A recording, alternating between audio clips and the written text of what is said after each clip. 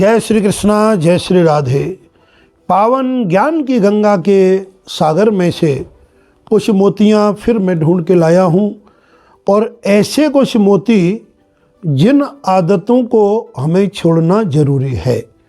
आज मैं बताने वाला हूँ आपको बेड से संबंधित, पलंग से संबंधित, जहाँ आप सोते हो आपके शयन स्थान से संबंधित कुछ चीज़ों की सावधानियाँ जरूरी हैं, क्योंकि कुछ छोटी छोटी हमारी गलतियाँ ऐसी आदत बनती जा रही हैं जिन्हें हम लाइफ स्टाइल कह सकते हैं।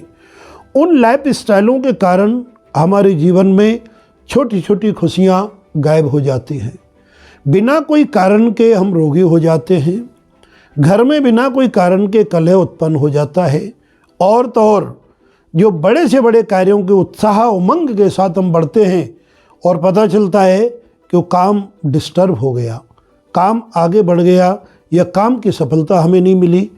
मानसिक शांति, जो मानसिक हमें एक पीस ऑफ माइंड रहना परम आवश्यक है, वो प्राय करके गायब हो जाता है बहुत छोटी सी 2-3 गलतियों के कारण। तो आओ मैं उन गलतियों से आपको अवगत कराता हूँ, और मुझे उम्मीद है कि ये गलतियाँ आप ज़रूर सुधारेंगे और जीवन में एक चमत्कार का अनुभव करेंगे। वो गलतियाँ क्या हैं जो अधिकांश देखने को मिल रही हैं, और संडे को तो बहुत ज़्यादा मिलती हैं। क्या गलती हैं? सबसे पहली गलती कि कुछ लोगों की एक आदत बनती जा रही है, बेड पर ही खाना खाते हैं। एक कोई अखबार डाल लेते हैं या कुछ इस प्रकार का मैट होता है, उस पर बैठ के बड़े मज़े से खाना खाते हैं। तो मैं उन बंधुओं से या उन देवियों से ये कहना चाहूँगा कि बेड पर भोजन कौन करता है? जो रोगी होता है, उठने में असमर्थ होता है। अस्पताल में आप जाओगे, वहाँ देखते हैं बेड के आगे टेबल लगा देते हैं, बेड के ऊपर ही वो खाना खाना पड़ता है। तो बेड पर खाना खाना अत्यंत ही गलत है। ब्रेड एंड ब्रेकफास्ट जो एक फैशन बन गया है, सुबह सुबह रजाई में दुबके रहेंगे संडे के दिन, या पैर अपने कंबल में डाले रहेंगे, वहीं बैठे बैठे चाय की चुस्की मारेंगे, वहीं पर अपने गरम गरम समोसे, वहीं पर गरम गरम अपनी जो भी कुछ बनाए परांठे इत्यादि मंगवा के खाएंगे।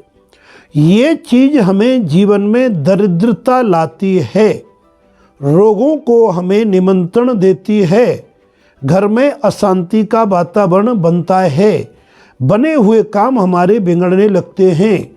इससे हमारी जो लक्ष्मी है, भाग्यश्री लक्ष्मी, वो रूठ जाती है, और हमारे जीवन में नाना प्रकार की आपदाओं का एक बेसुमार बिना किसी कारण के भंडार हमारे घर में बढ़ने लगता है। अशांति बढ़ने जाती है और शांति का अभाव होता चला जाता है। और इसी आदत के साथ, हाँ, जब तक कोई आपको परमात्मा ऐसी परेशानी या मजबूरी नहीं देता, और देनी भी नहीं चाहिए भगवान को, मानो वायदे भी कोई मजबूरी आ चुकी है कि आपको बिस्तर से उठना मुश्किल हो रहा है, तो आप बिस्तर पे भोजन करो।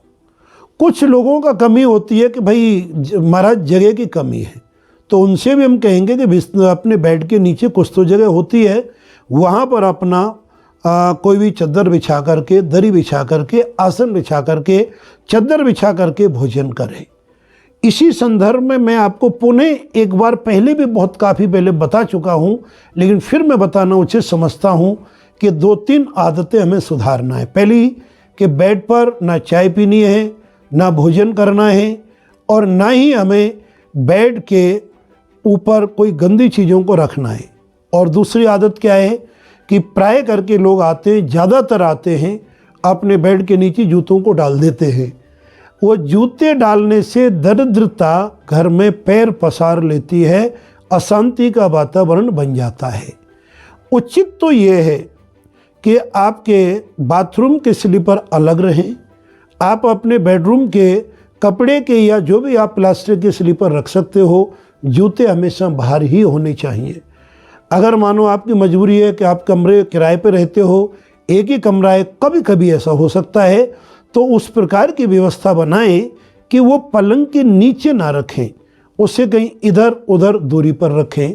और तीसरी एक जो आदत जनरली मैं देखता हूँ बहुत से लोगों में, माताओं में ज़्यादा देखता हूँ, पुरुषों में तो फिर भी कम होती है, कि पुरुष ज़्यादातर सोफे पर या कहीं पर बैठ कर के खाना खाएं या बैठ के नाश्ता करें, वो उचित होता है।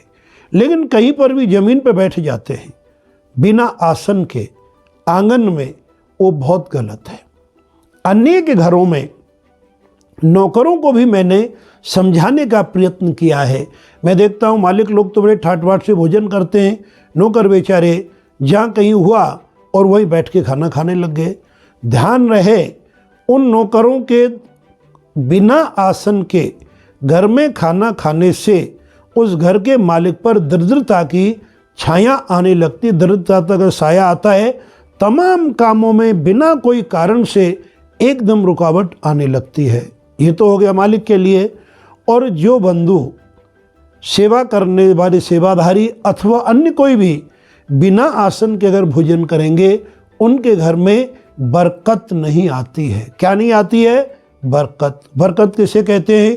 कि पैसा जो हमने कमाया वो हमारे घर में सुकून के साथ अच्छे कामों में काम आए, मकान बनाने में, कर्जा उतारने में, ब्याह शादी में, अन्य हमारे जीवन के रोजगार के बिंदुओं में, उनमें काम आना चाहिए।